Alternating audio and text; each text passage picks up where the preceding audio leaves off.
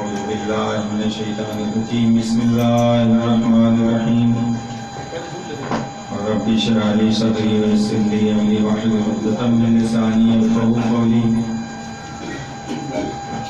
الحمد لله رب العالمين الصلاة والسلام على سيد الأنبياء والمرسلين سيدنا وطبيب قلوبنا مولانا ومولى الثقلين جد الحسن والحسين أبي القاسم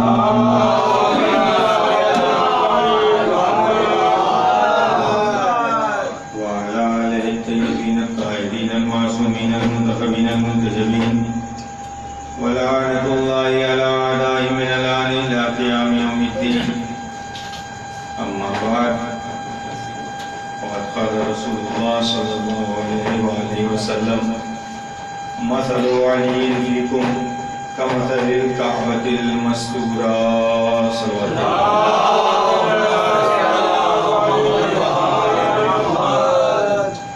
عزیزان گرامی محترم سامعین کرام ایام ازا آہستہ آہستہ اپنی آخری منزلوں کی جانب یہ کاروان رواں دواں ہے. ہم رہیں یا نہ رہیں یہ عزا کے ایام ضرور رہیں گے اور ان عزا کے ایام کا یہ آخری اشرہ چل رہا ہے اور یہ عزاداری بھی ہم دو خوشیوں کے درمیان کرتے ہیں. ایک خوشی ہے ولایت کے حصول کی جو فصل عزا شروع ہونے کے پہلے ہم انجام دیتے ہیں جسے غدیر کہا جاتا ہے, اور ایک عزا کے ختم ہونے پر وہ خوشی ہوتی ہے کہ جس میں دشمن ولایت کا خاتمہ ہوتا ہے. ان دو خوشیوں کے درمیان یہ فصل عزا جو ہے ان دونوں کو جوڑنے کا کام کرتی ہے. تولا سے ہماری ولایت کا آغاز ہوتا ہے اور جب عزا ختم ہوتی ہے تو پھر ہم تبرہ کرتے ہیں. اب ذرا غور کیجیے ان تولا اور تبرہ کے درمیان میں جو اس تولا اور تبرہ کو جوڑتی ہے اس چیز کا نام ہے عزاداری. اگر عزاداری کو ہٹا لیا جائے پھر نہ ہمارے پاس تولا بچے گا نہ تو تبرہ بچے گا.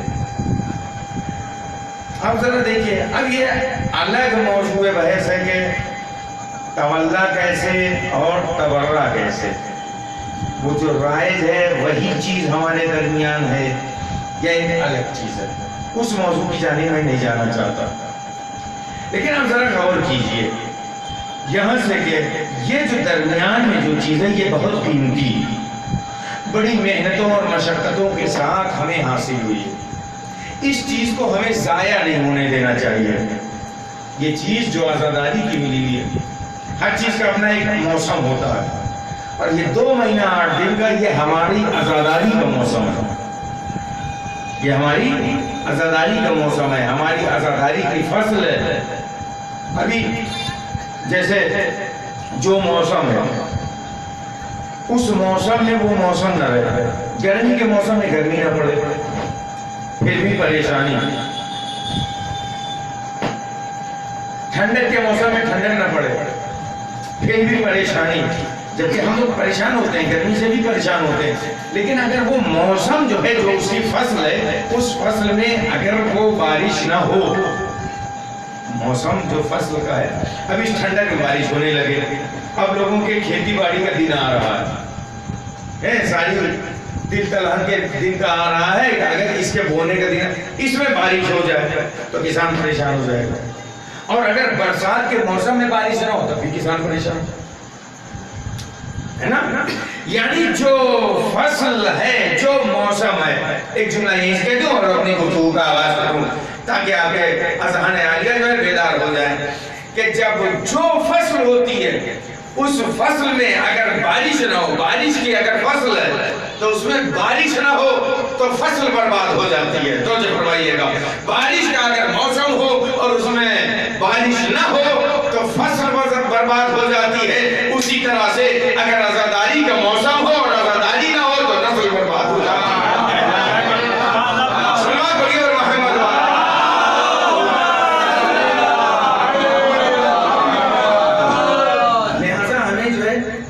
اس عزاداری کو بچا کے رکھنا چاہیے. اس عزاداری نے ہماری نسل کو بچا کے رکھا، ہماری نسل کو بچا کے رکھا. اور یاد رکھیے کہ جو لوگ عزاداری میں شرکت کرتے ہیں وہ کبھی پالا نہیں بدلتے. پالا بدلنے والے وہی ہیں جو عزاداری میں شرکت نہیں کرتے. ہمارے میں سے کوئی ٹوٹ کر کے نہیں جاتا اس لیے کہ اس کی نگاہوں میں حسین کا وہ چراغ ہے جو خیمے میں جلا دیتا بجھا کر پھر جلاتا. اس لیے ہمارا کوئی ٹوٹ کر کے نہیں جاتا، اس لیے کہ اس فرش نے یہ بتایا ہے کہ جو حسینی ہو جاتا ہے پھر وہ جاتا نہیں ہے. اور اس سنت کو ہم ادا کرتے ہیں جو امام حسین علیہ السلام نے چراغ جلانے اور بجھانے کی کیا تھا.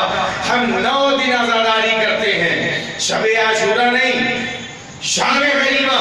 ہم چراغ کو گل کرتے ہیں لیکن شام غریبہ کے بعد ہم چراغ کو پھر جلائے رکھتے ہیں. یہ چراغ گل کیا جاتا ہے شام غریبہ میں تاکہ حسین کی اس سنت کو یاد رکھا جائے کہ 10 دنوں میں حر بنا کون.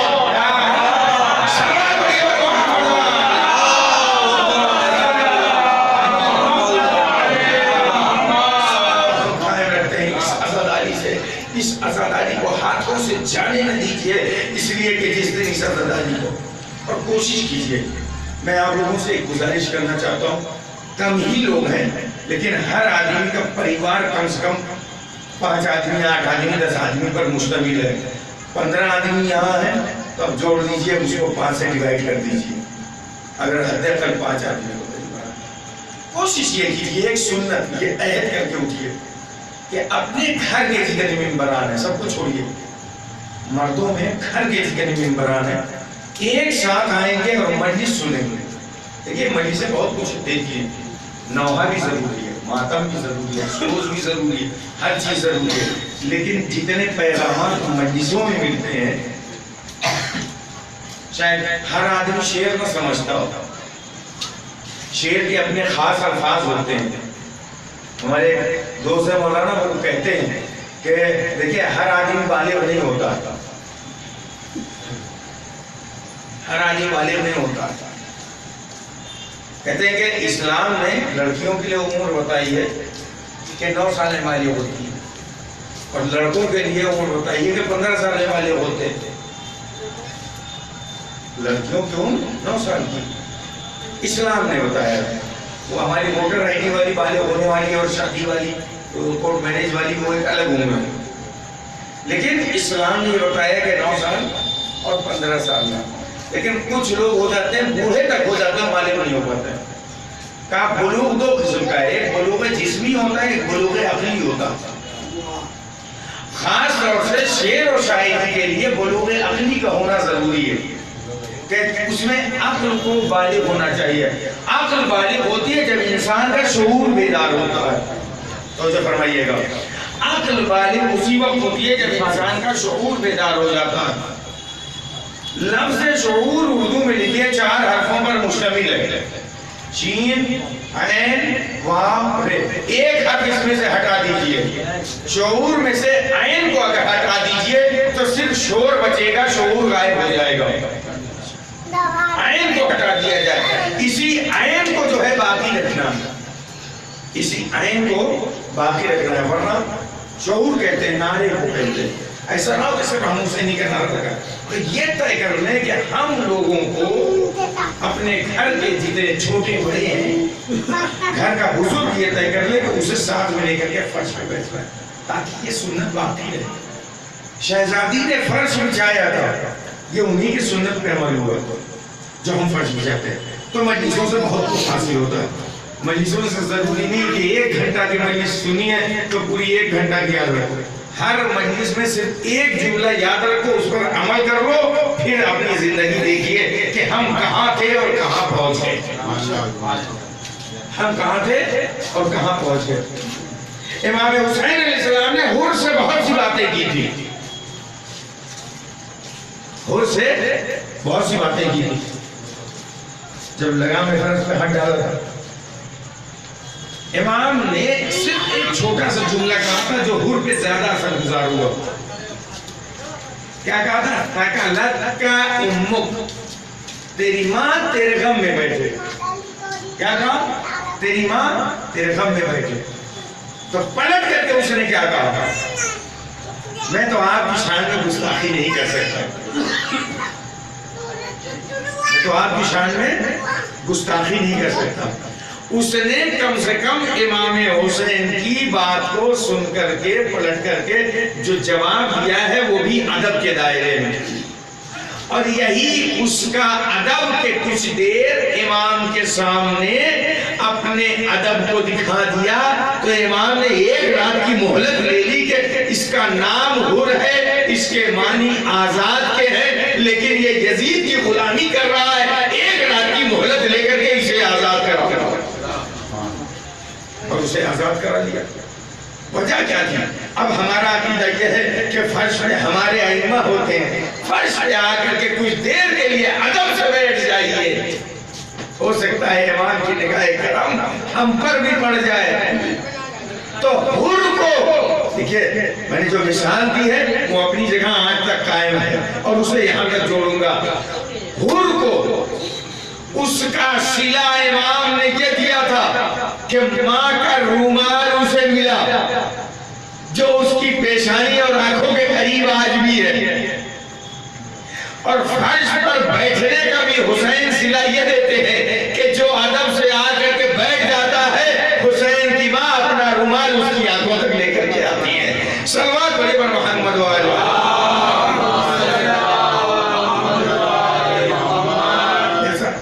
آزاداری کو سمجھنے کی کوشش کیجئے اور اس آزاداری کے وقار کو باقی رکھنے کی کوشش کیجئے. آزاداری کا وقار آپ باقی رکھیں گے, آزاداری آپ کے وقار کو باقی رکھے گی. آزاداری آپ کے وقار کو باقی رکھے گی. اسی آزاداری کے ذریعے سے آج ہمارے پاس غدیر بھی ہے, آج ہمارے پاس کربلا بھی ہے, آج ہمارے پاس جنت بھی ہے. وہ یہ دعویٰ کر سکتا ہے کہ جنت ہمارے پاس ہے؟ جنت ہمارے پاس کوئی دعویٰ نہیں. میں کرتا ہوں دعویٰ کہ جنت ہمارے پاس ہے, اور جہاں ہم بیٹھے یہ بھی جنت ہے, یہ بھی ایک جنت ہے.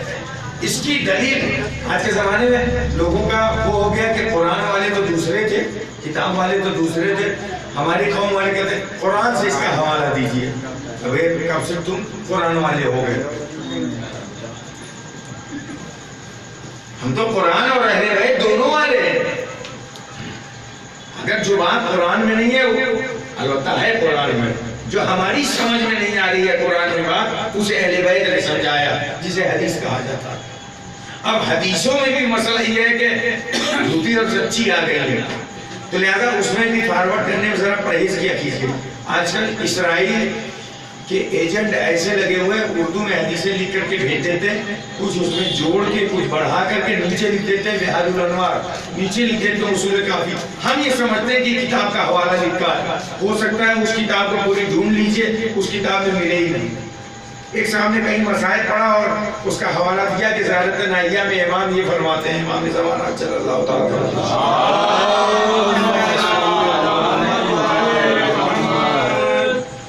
ہم نے اس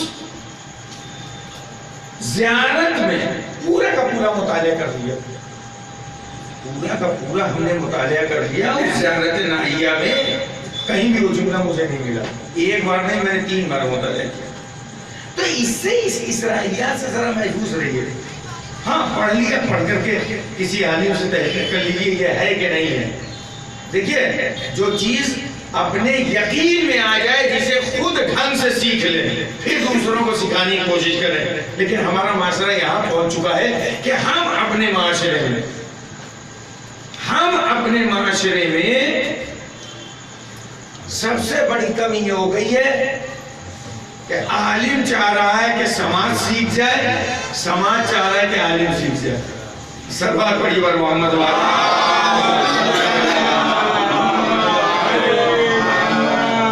اب جو کہنا چاہ رہے ہیں میں اس کو سمجھ کر کے ہر جگہ اس کا خیال رکھ کر کے پڑھتا ہوں۔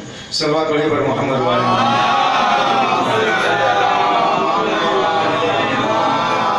تو لہذا اس آزاداری کو بڑی محنتوں سے بچایا گیا ہے۔ آج ہم لوگوں نے کچھ نہیں کیا۔ تو یہ زمین ہے کیا؟ یہ جنت۔ قرآن کیا ہے؟ میں قرآن سے اس کی دلیل دوں گا۔ قرآن نے سورہ رحمان، سورہ رحمان، سورہ واقعہ، اس میں جنت کے صفات بیان کیے گئے کہ جنت کی صفت کیا ہے۔ جنت کے صفات جہاں بیان کیے گئے ہیں تو جنت کی ایک صفت یہ بیان کی گئی ہے، فیہا لا تسمعون فیہا لغوا ولا تأثیما۔ جنت کی ایک صفت یہ ہے کہ جہاں نہ کوئی لغو بات کی جاتی ہے، نہ تو کوئی گناہ کیا جاتا ہے۔ جنت کی ایک صفت کا نام یہ ہے، جہاں نہ کوئی گناہ کیا جاتا ہے، جہاں نہ کوئی بری بات کی جاتی ہے۔ توجہ فرمائیے گا، میں نے جنت کے صفات تو سنے تھے، لیکن جنت کی ایک صفت دنیا میں ہر اس جگہ پایا جہاں پہ مجلس حسین ہوتی ہے۔ جب تک مجلس حسین ہوتی ہے، نہ کوئی لغو بات ہوتی ہے، نہ کوئی گناہ ہوتا ہے، نہ کوئی غیبت کرتا ہے، نہ کوئی کسی سے حسد کرتا ہے، بیٹھ کر کے درود و سلام بھیجتے ہیں۔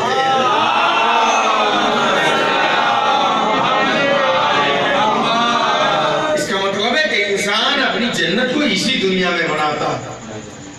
آپ اپنے گھر کو جنت بنا سکتے ہیں اگر یہی ماحول لے کر کے آئے۔ جنت کی صفات اللہ نے یہ بتا کر دیا کہ ہر وہ جگہ جنت ہے کہ جہاں پہ انسان گناہ نہ کرے، جہاں پہ لا تسمعون فیہا، کہ جس میں سنا ہی نہیں جائے گا۔ تو جو فرمائے گا لغو بات، بری باتیں سنی نہیں جائیں گی، ولا تعظیم، اور کوئی گناہ نہیں کیا جا سکتا۔ کیوں؟ یہ اصل چیز جو ہمیں ملی ہے وہ ولایت سے ملی ہے، یہ ہمیں غدیر سے ملی ہے، لیکن اصل ولایت کو جو مسخ کرنے کی کوشش کی گئی ہے، اب یہاں سے میں گفتگو کا آغاز کر رہا ہوں۔ پیغمبر اکرم حضرت محمد مصطفیٰ صلی اللہ علیہ وسلم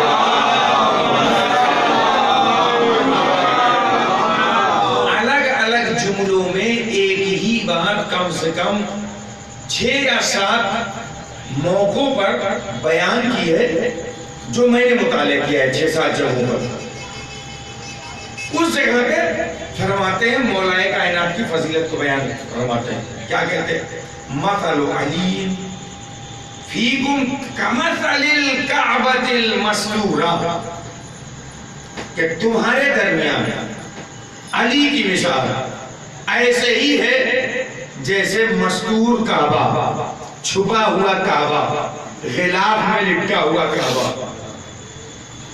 یعنی علی کی مثال کعبے جیسی ہے۔ تو اس کا مطلب یہ کہ علی کعبے جیسے، علی کعبے جیسے۔ نبی نے نہیں کہا مثل الکعبہ کمثل علی، یہ نہیں کہا کعبے کی مثال علی کے جیسی نہیں ہے، کہا علی کی مثال کعبے جیسی ہے۔ ذرا ان لفظوں میں ذرا فرق دیکھیے گا۔ اس کے علاوہ دوسری جگہ جو فرمایا وہ فرماتے ہیں مثل الامام کمثل الکعبہ اذ یأتی ولا یؤتی، امام کی مثال کعبے کے جیسی ہے۔ اسی طریقے سے تقریباً 5 سے 7 جگہوں پر الگ الگ الفاظ میں امام نے بیان کیا. تو اس کا مطلب یہ ہوا کہ پیغمبر نے یہ نہ کہہ کر کے کہ کعبے کی مثال علی جیسی ہے، یہ نہ کہہ کر کے، بلکہ یہ کہا علی کی مثال کعبے جیسی ہے تمہارے درمیان. کس سے کہا؟ مسلمانوں سے کہا تمہارے درمیان علی کی مثال کعبے جیسی ہے. تو اس کا مطلب یہ ہوا علی کی مثال کعبے جیسی ہے، یعنی جیسے علی ہے، جیسا کعبہ ہے، ویسے ہی علی ہے. یعنی اس کا مطلب یہ ہوا کہ علی کو سمجھنا ہے تو کعبے کو سمجھو، اور کعبے کو سمجھنا ہے تو علی کو سمجھو. اب ذرا دونوں میں مماثلت دیکھیے. میں جلدی بات عرض کر دوں. دونوں کی مماثلت دیکھیے. کعبہ کب سے ہے؟ کعبہ بیت اللہ کب سے ہے؟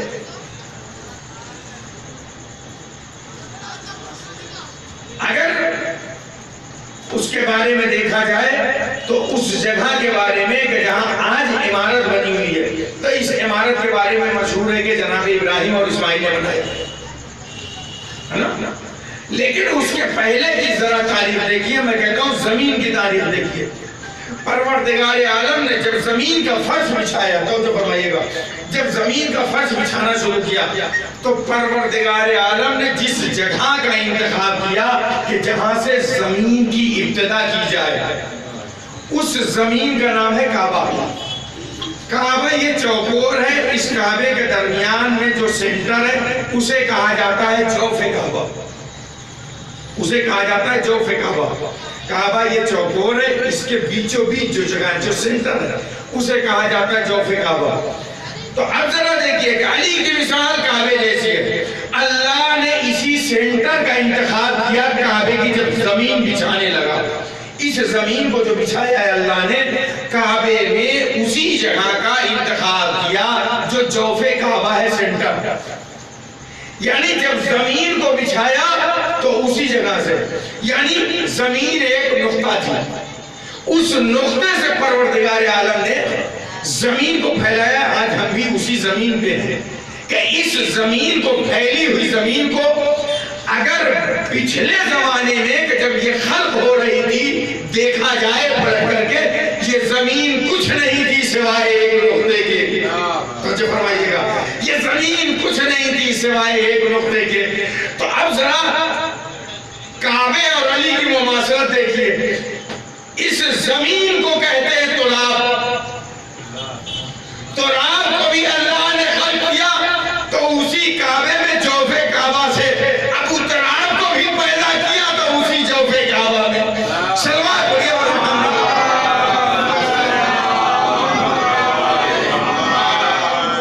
ذرا اس پر غور کیجئے کہ علی کی مثال کعبے جیسی. ایک مثال تو یہ ہو گئی کہ جہاں سے تراب کو پیدا کیا وہیں اب تراب کو پیدا کیا.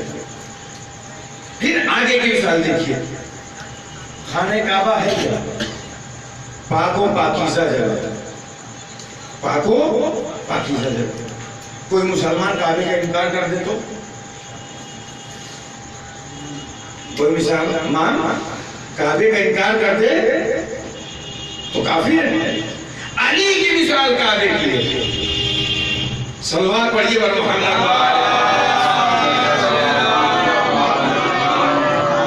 اب مماثلت دیکھیے کعبے کے لیے حکم کیا ہوا؟ علی کی مثال کعبے جیسی. جب خانہ کعبہ کو جناب ابراہیم اور جناب اسماعیل نے بنانا شروع کیا تو کچھ دور تک تو بنایا انہوں نے، کچھ دور تک بنایا. دیوار کچھ بلند ہو گئی. ظاہر سی بات ابھی یہی دیوار بننے لگے تو مستری زیادہ اپنے کندھے تک جو ہے اٹھائے گا. اس کے بعد کہے گا کسی اونچی چیز کا انتظام کرو کہ جس کے ذریعے سے ہم اونچے ہوں تاکہ ہم اس بلندی تک پہنچ سکیں کہ دیوار کو اور اونچی کر سکیں. اس زمانے میں جناب ابراہیم اور اسماعیل مل کر کے بنا رہے تھے تو اتنی اونچی کعبے کی دیوار بنائی کیسے؟ پروردگار عالم نے ایک پتھر کو بھیجا. ایک پتھر کو بھیجا، اس پتھر پر جناب ابراہیم کھڑے ہوتے تھے اور وہ پتھر انہیں بلند کرتا چلا جاتا تھا، وہ پتھر انہیں بلند کرتا چلا جاتا تھا. یعنی پتھر جناب ابراہیم کے لیے، جناب ابراہیم کے لیے اپنی حیت، شکل و صورت کو بدل دے رہا تھا. قد میں چھوٹا تھا لیکن وہ بڑا ہوتا جا رہا تھا. یا لفظوں کو بدل کر کے یوں کہوں کہ وہ پتھر کہ جس پر ابراہیم کھڑے ہو جا رہے تھے، اس کے اندر اتنی صلاحیت پیدا ہو گئی تھی کہ وہ بڑا بھی ہو جا رہا تھا، چھوٹا بھی ہو جا رہا تھا. بڑا اور چھوٹا وہی ہوتا ہے کہ جہاں کچھ نرمی پیدا ہو. توجہ فرمائیے گا. علی کی مثال کعبے جیسی ہے. تو ابراہیم کعبہ بنا رہے تھے، در حقیقت وہ پتھر ابراہیم کے لیے چھوٹا اور بڑا نہیں ہو رہا تھا، ابراہیم کے لیے نرم نہیں ہو رہا تھا، بلکہ کعبے کے لیے ہو رہا تھا. تو یعنی پتھر وہ ہے کہ جو کعبے کے لیے بھی نرم پڑ جاتا ہے. اب تعجب کوئی نہ کرے کہ خیبر میں علی کے علم کے لیے پتھر نرم کیسے پڑ گیا. سلام پڑھیے پر محمد والے.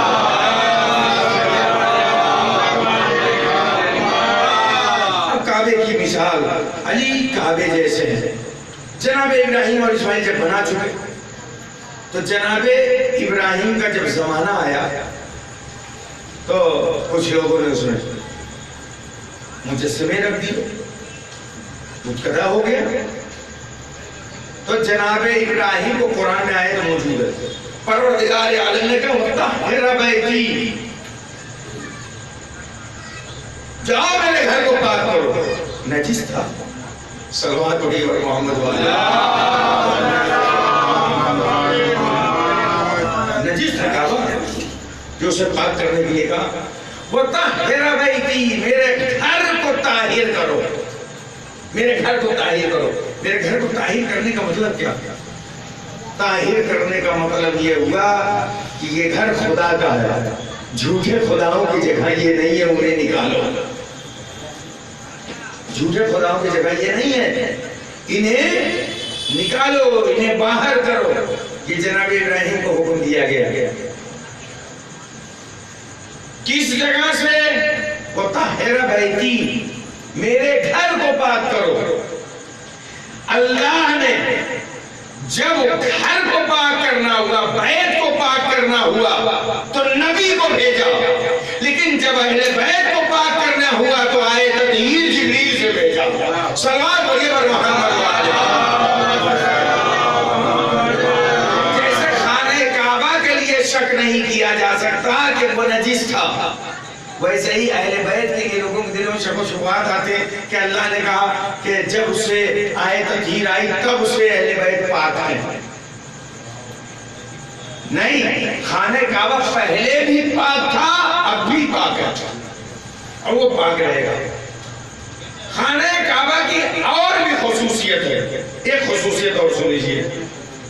علی کی مثال کعبے جیسی ہے. خانہ کعبہ کے لیے پیغمبر کی جو دوسری حدیث میں نے بیان کی وہ کعبہ کی ایک مثال دی ہے. اِذْ یُؤْتِی وَلَا تَعْتِی. خانہ کعبہ کی ایک خاصیت اور ہے. آپ کے اوپر حج واجب ہو گیا تو کیا کریں گے؟ اللہ نے اتنا پیسہ دے دیا، آج کل 3.5 لاکھ لگ رہا، تو کیا کریں گے؟ مکہ جائیں گے یا مکے کو یہاں بلائیں گے؟ کیا کریں گے؟ خانہ کعبہ کو یہاں بلائیں گے؟ کہا کہ علی کی مثال کعبے کی ہے. اِذْ یُؤْتِی وَلَا تَعْتِی، علی کی مثال کعبے جیسی ہے. اب ذرا غور کیجئے، پیغمبر کے یہ لفظ اِذْ یُؤْتِی وَلَا تَعْتِی، کعبے کی خاصیت یہ ہے کہ کعبے کے پاس جایا جاتا ہے، کعبہ کسی کے پاس آتا نہیں. اب یہ سوال ابس ہے جس نے رسول کی حدیث کو پڑھ لیا کہ علی کی مثال کعبے جیسی ہے، کعبہ کہیں جاتا نہیں ہے، جسے حج کرنا ہو وہ کعبے تک جائے. اب علی کی مثال جب کعبے جیسی ہے، یہ کہنا بیکار ہے کہ علی کا حق تھا تو لینے کیوں نہیں گئے؟ لوگوں کو اپنے پاس جمع کیوں نہیں کیا؟ علی کو اس کی ضرورت نہیں ہے، لوگوں کو علی کی ضرورت ہے۔ صلوات پڑھیے محمد والے۔ ضرورت ہے اسے علی کے دروازے پر جانا چاہیے، علی کسی کے دروازے پر نہیں جائے۔ اور مولا کائنات اسی پر ڈٹے رہے یہاں تک کہ، اور اسی بات کو ثابت کرانے کے لیے کہ کعبہ کہیں نہیں جاتا، 25 سال خاموشی، 25 سال کے بعد وہ زمانہ آیا کہ مولا کائنات کے پاس لوگ آ رہے ہیں دوڑے ہوئے، آپ لائیے اپنا ہاتھ دیجیے ہم بیعت کریں گے، آپ لائیے اپنا ہاتھ ہم بیعت کریں گے۔ مولا کائنات پیچھے ہٹو۔ 2-3 دن تک پورا ہجوم آتا رہا، مولا کائنات نے ہاتھ نہیں پھیلایا۔ یہ 3 دن، اب تو لوگ آ گئے ہیں نا، اب تو لوگ آ گئے تھے مولا کائنات دروازے پر، مولا کائنات کا ہاتھ مانگ رہے تھے بیعت کے لیے، لیکن یہ وجہ کیا تھا؟ در حقیقت شاید مولا کائنات کو یہی یاد دلانا تھا کہ جسے رسول منسوب کر چکے بار بار اس کے ہاتھ پر بیعت کیا، وہ تو غدیر میں ہو چکی، وہ تو غدیر میں ہو چکی۔ یہاں تک کہ پھر لوگوں نے جب کہا کہ نہیں اب ہم آپ کی بیعت میں رہیں گے، بیعت کا ایک مطلب یہ ہوتا ہے کہ ہم کسی اور کے پیروکار تھے اب آپ کے پیروکار۔ مولا کائنات نے یہ ثابت کیا کہ ہم کعبے جیسے، کعبے کی ایک خاصیت اور ہے، جو لوگ حج کرنے گئے ہیں وہ اس کی تائید کریں گے، جو نہیں پہنچے خدا کرے کہ سب کو پروردگار عالم اپنے گھر کی زیارت کی توفیق، اسباب اور وسائل فراہم فرمائے۔ آمین۔ خانہ کعبہ کی خاصیت یہ ہے، آپ اگر جائیے خانہ کعبہ میں، ایسا نہیں ہے کہ اپنے پسندیدہ جو ہے کپڑے پہن کر کے آپ جائیے ہائی فائی دکھانے کے لیے کہ ہم نے اس فلاں مال سے لیا تھا تو فلاں جگہ سے لیا تھا تو اس کمپنی کا لیا تھا تو اس کمپنی کا کپڑا لیا تھا، اتنا مہنگا لیا تھا، اتنا بھاری بھرکم لیا تھا۔ آپ اپنی مرضی والا کپڑا نہیں پہن کے جا سکتے۔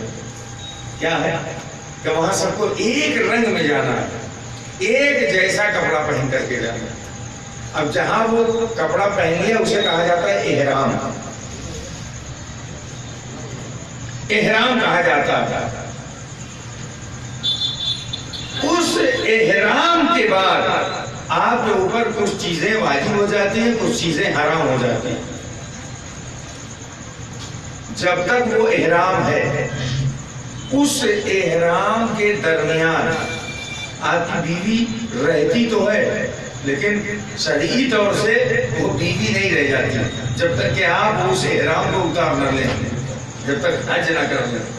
ایک تو یہ ہوتا ہے، دوسرے یہ ہوتا ہے کہ ہمارے اپنے عقیدے کے مطابق اور اپنی فقہی مسئلے اور شریعت کے مطابق ایک مسئلہ یہ ہے، البتہ بعض لوگ جو سعودی عرب کمانے وغیرہ کے لیے جاتے ہیں وہ عمرہ بھی کرتے ہیں اور حج بھی کرتے ہیں، ایک فریضہ جو ضروری ہے ہم لوگوں کے یہاں وہ اضافی ہے، وہ اور مسلک میں نہیں ہے، اسے انجام نہیں دیتے۔ اگر ان لوگوں نے آپ کے علم میں ہوں تو ان سے کہیے کہ وہ کسی کو بھیج کر کے اسے ضرور انجام دلوائیں۔ اسے کہا جاتا ہے طواف نساء، طواف نساء اور اس کی 2 رکعت نماز یہ واجب ہوتی ہے، اور اگر اسے نہیں ادا کیا ہے تو شادی ہو جائے گی، بیوی حرام رہے گی۔ شادی تو ہو جائے گی لیکن بیوی کو چھو نہیں سکتا ہو، حرام اس کو، اور اگر شادی ہوئی ہے تب بھی اس کی حرام ہو جائے گی جب تک اس طواف نساء کو نہ کر لے۔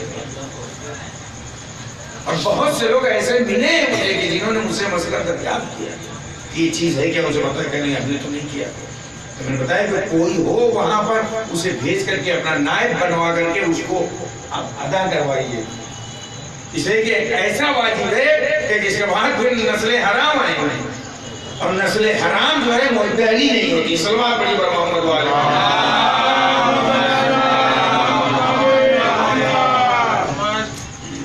تو اب ان سب کے بعد جو چیز حرام ہو جاتی ہے وہ کیا کیا ہو جاتی ہے؟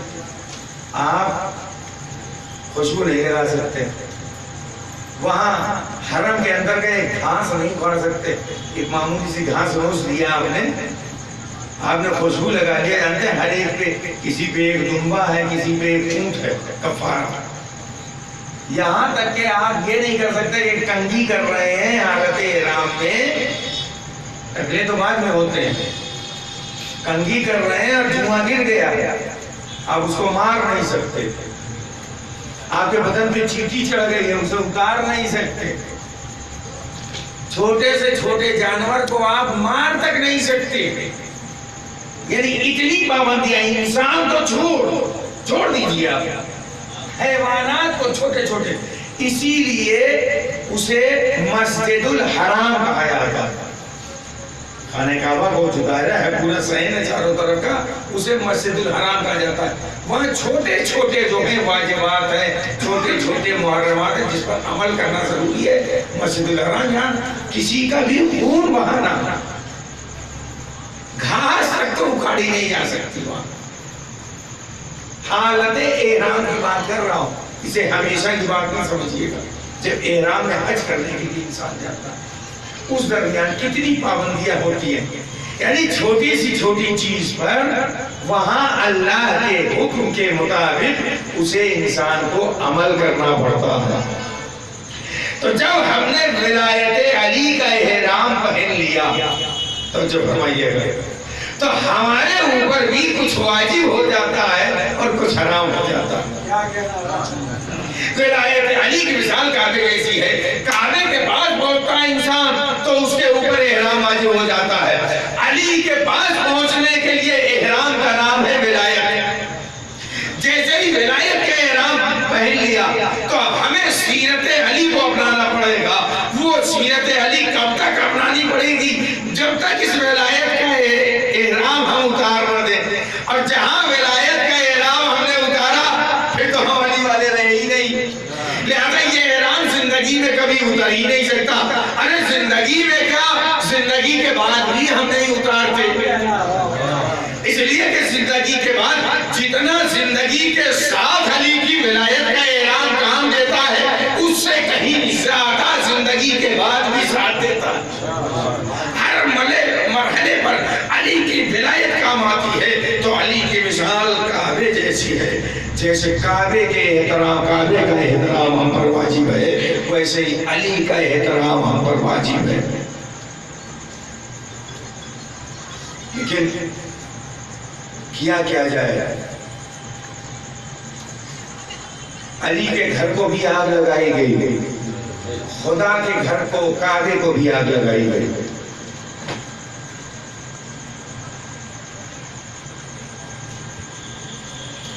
چار سال کی حکومت، اس 4 سال کی حکومت میں پہلے سال کس کو قتل کیا؟ امام حسین علیہ السلام کو۔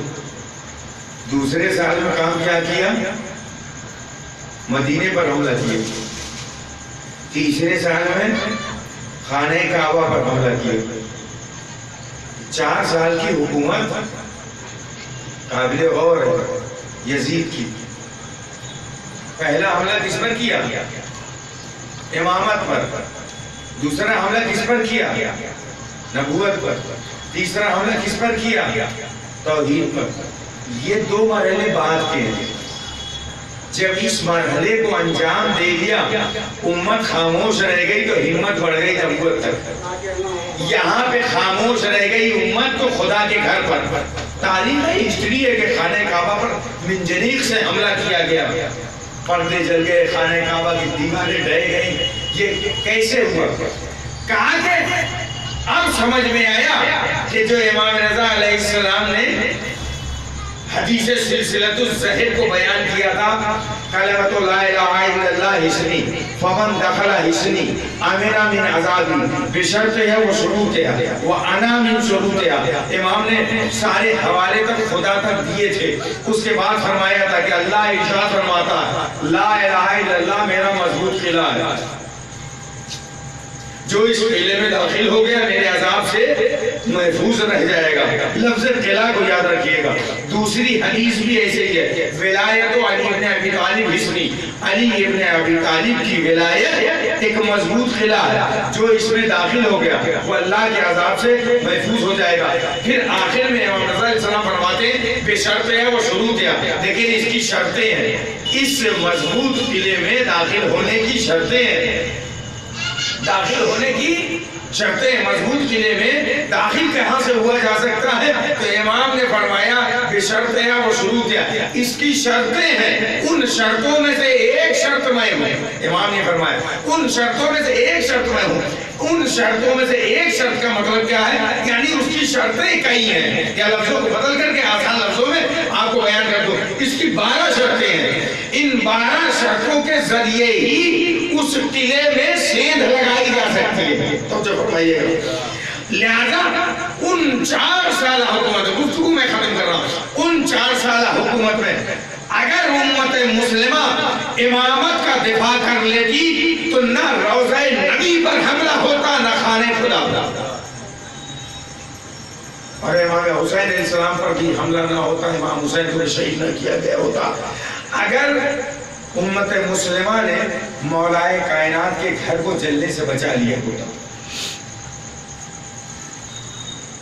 مولائے کائنات کا گھر جلایا گیا، مولائے کائنات کے گلے میں رسیاں باندھی گئی، مولائے کائنات کو کھینچ کر لے جایا گیا، کہاں تک؟ اسی مسجد تک جہاں پیغمبر اکرم خطبے دیا کرتے تھے۔ علی کی مثال کعبے جیسی، کعبے کو کھینچ کر لے جانے کی کوشش کی گئی ہے، مولائے کائنات کے گلے میں رسی نہیں ڈالی گئی ہے، علی کی مثال کعبے جیسی کھینچ کر لے جانے کی کوشش کی گئی ہے۔ ہاں کتنا ظلم کیا دنیا نے، جتنا ظلم کیا، جتنا علی کی ولایت اور حسین کی شہادت کو دبانے کی کوشش کی ہے، کسی چیز کو کوشش نہیں کی۔ کل اگر حسین کا دروازہ نہ چلایا گیا ہوتا مدینے میں تو کربلا میں خیمے بھی نہ چلے ہوتے، ابتدا وہیں سے ہوئی تھی۔ عزیزوں میں نے کہا کہ یہ ایام عزا ہے، ختم ہونے کے قریب ہے، اگر کوئی پرسہ رہ گیا ہو، میں کوشش کرتا ہوں کہ عام طور سے جو پرسے نہ پیش کیے گئے ہوں ان پرسوں کو پیش کر دیا جائے، اس لیے کہ ایام میں انہی ایام میں وہ پرسے پیش کیے جاتے ہیں۔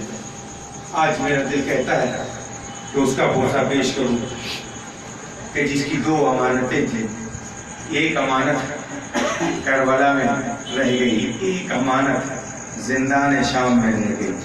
اس رباب کا ذکر کرنا چاہتا ہوں کہ روایت کے الفاظ ہیں کہ رباب نے جب اپنے بچے کی شہادت دیکھی تھی، کیا جملہ کہا تھا؟ امام حسین نے کہا تھا کہ رباب لاؤ۔ جب جناب علیہ السلام نے اپنے آپ کو جھولے سے گرا لیا تھا تو گرانے کے بعد امام حسین نے کہا تھا کہ لاؤ میری امانت میرے حوالے کر دو، میں اسے لے کر کے جاتا ہوں، اس کے لیے چند قطرے پانی طلب کرتا ہوں۔ ہاں عزیز امام نے جناب علیہ السلام کو اپنی آغوش میں لیا، ابا کے دامن میں چھپایا، ابا کے دامن میں چھپانے کے بعد ذرا ایک جملہ وہ ہے کہ جو بہت سخت ہے، جو دلوں پہ لگ سکتا ہے، لیکن اسے برداشت کرنے کی کوشش کیجئے گا، آنسو ضرور نکل آئے گا اس جملے پر۔ مسائل کا جملہ اسے بہت کم ذکر کیا جاتا ہے، بس اسی جملے کو بیان کر کے میں آگے بڑھ جاتا ہوں۔ روایت کے الفاظ یہ ہیں کہ امام حسین علیہ السلام جب جناب علیہ السلام کو لے کر کے گئے ہیں اور سوال کیا، سب سنا ہوا ہے اور سنی باتوں کو چھوڑتے ہوئے امام حسین جاتے ہیں، کہتے ہیں کہ دیکھو تمہاری نظروں میں خطا کار ہوں، میں اگر گنہگار ہوں، یہ بچہ تو گنہگار نہیں ہے، اسے چند قطرے پانی پلا دو۔ لیکن جب اس کا کوئی جواب نہ ملا تو امام کہتے ہیں تم شاید سوچ رہے ہو کہ اس بچے کو بہانے پانی لے کر کے میں پی لوں گا، لو میں اصغر کو اس جلتی ہوئی زمین پر لٹائے دے رہا ہوں، آؤ اپنے ہاتھ سے پانی پلاؤں۔ امام نے علی اصغر کو جو کپڑوں میں لپٹے ہوئے تھے، 6 مہینے کا بچہ کتنا نازک بدن ہوتا ہے، کتنی نازک سی کھال ہوتی ہے، یہ تصور ذہن میں رکھیے گا، پھر آپ ضرور روئیں گے۔ ہاں عزیزو، امام حسین السلام نے جلتی ہوئی ریت پر لٹا دیا۔ تھوڑی دیر تک امام نے انتظار کیا، کتنی دیر انتظار کیا ہوگا؟ 2 منٹ، 3 منٹ، 5 منٹ، زیادہ 10 منٹ، 15 منٹ۔ تصور کر لیجئے کہ 10 منٹ تک امام نے جناب علی اصغر کو اس جلتی ہوئی ریت پر لٹایا. اللہ اکبر. اب امام حسین علیہ السلام نے جب دیکھا کہ ادھر فوج اشریہ سے کوئی جواب نہیں مل رہا ہے, امام علی اصغر کو اٹھانے کے لیے, جب کسی بچے کو زمین پر اگر لٹاؤ اور وہ بھی 6 مہینہ کو, تو اٹھایا کیسے جائے گا؟ یہی کوشش کی جاتی ہے نا. ایک ہاتھ گردن کے نیچے لگایا جاتا ہے, ایک ہاتھ پیٹھ کے نیچے لگایا جاتا ہے, یا دونوں ہاتھ پیٹھ کے نیچے لگائے جاتے ہیں, پھر بچے کو اٹھایا جاتا ہے. امام جیسے ہی جھکے, علی اصغر کی کمر کی جانب اور پشت پہ جیسے اپنے دونوں ہاتھ کو لگایا, امام نے محسوس کیا کہ جناب علی اصغر کے پیٹھ کے نیچے کی زمین گیلی ہو چکی ہے. اللہ اکبر. کیا ہوا؟ کوئی چشمہ اگلا تھا؟ نہیں, ایسی کوئی بات نہیں ہے, بلکہ بات یہ تھی زمین اتنی زیادہ گرم تھی کہ اسی تھوڑے سے وقفے میں علی اصغر کی پشت پر چھالے پڑے بھی اور پھوٹ بھی گئے. امام نے روتے ہوئے علی اصغر کو اٹھایا اور مولانے سے شعبہ تیر چلایا. علی اصغر شہید ہو گئے. لے کر کے خیمے میں آئے. خیمے میں جیسی آ کر کے کہا, اے رباب آؤ اپنی امانت لے جاؤ. اللہ اکبر. رباب آؤ اپنی امانت لے جاؤ. رباب دوڑی ہوئی آئی. امام نے ابا کا دامن ہٹایا, من کا ڈھلا ہوا دیکھا تو ایک دفعہ امام سے جناب رباب نے کچھ نہیں کہا, ایک جملہ سے کہا. جناب علی اصغر کی جانب دیکھا, دیکھ کے کہتی ہے, امیر لوگ کا یوں نہر, اے بیٹا کیا تیرے جیسے بچے نہر کیے جاتے ہیں؟ نہر سب سے بڑے جانور اونٹ کو کیا جاتا ہے, اسے نہر کہا جاتا ہے. اللہ اکبر. اللہ اکبر. اسے نہر کرنا, چھوٹے جانوروں کو ذبح کرنا کہا جاتا ہے. اللہ اکبر. اصغر چھوٹا سا تھا, اصغر کو ایسے شہید کیا گیا جیسے کسی بڑے جانور کو نہر کیا جاتا ہے. جزاک اللہ خیر جزا. اب یہ رباب ہے, دکھیاری ہے. اب رباب کی ایک امانت کربلا میں رہ گئی. رباب اس امانت کی کچھ یادگار کو لیے ہوئے ہیں, لیکن ابھی رباب کو کچھ نہیں پتا چلا. یہاں تک کہ رباب اب زندان میں آ جاتی ہے. اب ایک بیٹی ہے رباب کی, اسی کو پیار کرتی ہے, اسی سے دل بہلاتی ہے. ایک دن وہ آیا کہ رباب نے دیکھا کہ وہ بیٹی بھی دنیا سے رخصت ہو گئی. رباب کے یہ مسائل میں آپ کے سامنے پڑھنے جا رہا ہوں. جناب رباب اب بیٹی پر گریہ کر لیتی ہے, یہاں تک کہ زندان سے آزادی مل جاتی ہے. آزادی ملنے کے بعد کربلا آنا ہوتا ہے. جناب رباب آتی ہے, اپنے آپ کے امام حسین کی قبر پر گرا لیتی ہے. اب وہیں بیٹھ جاتی ہے. سب کے قبروں پر سب بیویاں جاتی ہیں, لیکن جناب رباب ہے امام حسین کی قبر پہ ہے. یہاں تک کہ قافلہ وہاں جب ٹھہر چکا, قافلہ وہاں رک چکا, قافلہ اب وہاں سے جب مدینے کے لیے چلنے لگا تو سب آگے ہماریوں میں بیٹھ گئے. ایک ہماری خالی رہ گئی. پوچھا گیا کہ کون نہیں آیا, کہا کہ رباب نہیں. جناب ضرور نے کہا بھابی رباب اپنی ہماری میں نہیں ہے. سید سجاد نے کہا کہاں ہو سکتی ہے؟ گئے بابا کی قبر سے دیکھا لپٹی ہوئی. جناب سید سجاد سے کہتی ہے, اے بیٹا مجھے لے چلنے کے لیے مت کہنا. کہا کہ آپ یہاں اکیلے کیا کریں گی؟ کہا میں اپنے سید و آقا کی قبر پر مزار پر یہی رہوں گی. اب میرے لیے مدینے جانے کے لیے بچا کیا ہے؟ ایک ششماہا تھا جو اپنے بابا کے سینے پر سو رہا ہے. میری ایک امانت تھی جو زندان میں سو رہی ہے. امام سجاد نے کہا آپ کو میں تنہا یہ نہیں چھوڑ سکتا, اس لیے کہ آپ ایک امام کی زوجہ ہے اور آپ میری بھی ماں ہیں. میں آپ کو یہاں تنہا نہیں چھوڑ سکتا. میں آپ سے درخواست کرتا ہوں. جناب رباب مان گئی, اور ماننے کے بعد کہ آ گئی. اب جب آ گئی تو آتے آتے ایک دفعہ جناب رباب کہتی آئی ہے, اے میرے والی و وارث, میں جا تو رہی ہوں لیکن میں عاشورہ کبھی نہیں بھول سکتی. عاشورہ کی دھوپ کبھی نہیں بھول سکتی. میں آپ کے اس لاشے کو نہیں بھول سکتی جو 3 دن تک دھوپ میں بے گور و کفن پڑا رہا. میں آپ سے وعدہ کرتی ہوں کبھی رباب دھوپ میں نہ بیٹھے گی. رباب یہ کہہ کر کے مدینے میں آ گئی. اللہ اکبر. دو جملے سن لیجیے, مجلس ختم ہو گئی. رباب مدینے میں آ گئی. اب جب مدینے میں آ گئی, وعدہ کیا تھا جو شوہر نامدار سے, اس وعدے کے مطابق جب تک زندہ رہی اس وقت تک رباب دھوپ میں نہ بیٹھی، ہمیشہ دھوپ ہی میں بیٹھی، سائے میں نہ بیٹھی، رباب دھوپ ہی میں بیٹھتی رہی، یہاں تک کہ ایک دن جناب زینب نے کہا اے بیٹا سید سجاد بابی جان سے ذرا کہو تمہاری ماں بھی ہے، کہو کہ سائے میں بیٹھے، میں ڈرتی ہوں کہ کہیں اسی دھوپ میں بیٹھنے کی وجہ سے رباب اس دنیا سے گزر نہ جائے۔ اب جناب زینب نے جب سید سجاد سے کہا، جناب سید سجاد آئے، ہاتھوں کو جوڑ کر کے کہا مادر گرامی آپ سائے میں چلیے بیٹھیے۔ جناب رباب نے کہا اے بیٹا یہ بتاؤ تم حکم امامت سے کہہ رہے ہو؟ اس لیے کہ حکم امامت سے اگر کہہ رہے ہو تو یہ سن لو، میں اپنے والی و وارث سے ایک امام سے وعدہ کر کے آئی ہوں کہ میں سائے میں نہ بیٹھوں گی۔ ایک طرف یہ امام ہے، تم امام ہو، کہہ رہے ہو کہ سائے میں بیٹھو، اپنے دونوں ہاتھوں کو اٹھایا آسمان کی جانب، خدایا میں نے ایک امام سے وعدہ کیا ہے کہ سائے میں نہ بیٹھوں گی، ایک امام کو حکم دے رہا ہے کہ سائے میں آ جائیے، خدایا میں دو وعدوں کے درمیان بیٹھی ہوں، خدایا میری مشکل کو آسان فرما، میں دونوں وعدوں کو پورا کر لوں، سید سجاد مجھے سائے میں بھی لے جائے، میرا حسین سے بھی وعدہ پورا ہو جائے، میرے خدا مجھے اس دنیا سے اٹھا لے۔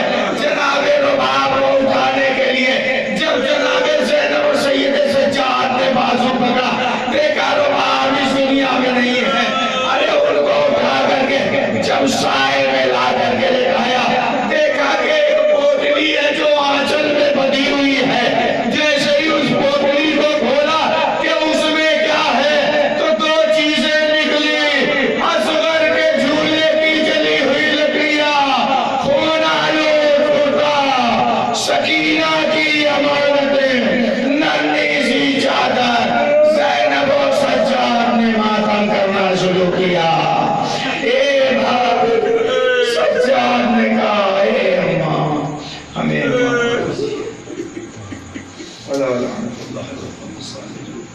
وَسَيَعْلَمُ الَّذِينَ ظَلَمُوا اے اللہ ہماری اس مقدس عبادت قبول فرما، اے اللہ اس مجلس کا ثواب مرحومین کو عطا فرما، ہمارے مرحومین جو اس دنیا سے گزر چکے ہیں ان کی مغفرت فرما، اے اللہ ہمیں گناہوں سے بچنے کی توفیق عطا فرما، ہمیں واجبات پر عمل کرنے کی توفیق عطا فرما، ہمیں محرمات حرام کاموں سے بچنے کی توفیق عطا فرما، ہم کو سچا عزادار حسینی بنا دے جیسا عزادار تو چاہتا ہے، ہمیں ویسا مومن بنا دے جیسا مومن تو چاہتا ہے، پر تمام بیماروں کو شفا کامل عاجل عنایت فرما، پر اللہ پھیلی ہوئی بیماری کو دنیا سے نیست و نابود فرما، پر اللہ جو بیمار ہیں انہیں شفا کامل عاجل عنایت فرما، پر اللہ جوانی کے مانگ ظہور میں تجید فرما، ہمیں ان کے اعمال و اسرار میں شمار فرما، وتقبل منا انک انت السمیع الدعاء برحمتک یا ارحم الراحمین۔ ایک مرتبہ سورہ حمد کی مرتبہ سورہ توحید کی تلاوت فرما کر احمد رضا مرحوم ابن حامد علی اور احمد حسن مرحوم ابن جعفر حسن کی روح کو ارشاد فرما۔ بسم اللہ الرحمن الرحیم۔